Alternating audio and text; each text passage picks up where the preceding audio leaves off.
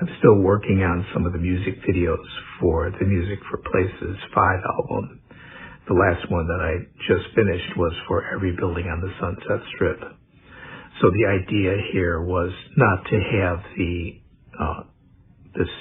street strip with the buildings on each side. There would be car commercials on each side. So I was looking at car commercials on the Internet Archive, and there's so many of them.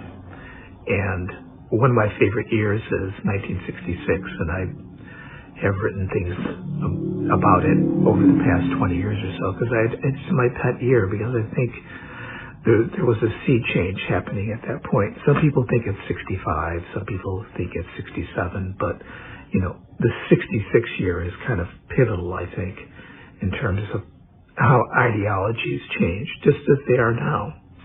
So the idea was to have kind of a 60s kind of a sound in that. So it kind of has a transistor radio kind of a feel to it. It's still stereo, but I EQ'd it so that it kind of had that 60s vibe to it. So it's something that you'll be listening to on a radio in a 1966 car.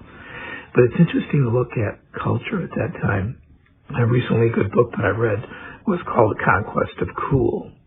And he went into it quite deeply about what was the shift that was happening within advertising agencies in the mid-60s, where there was this switch to the artist role, whereas it was the executives that were in charge of advertising through the 1950s and into the early 60s, and then mid-60s it really changed.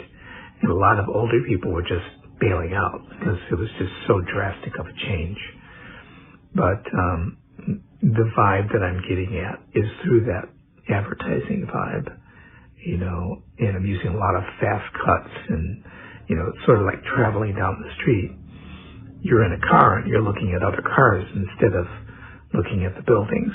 So that's the idea of that video.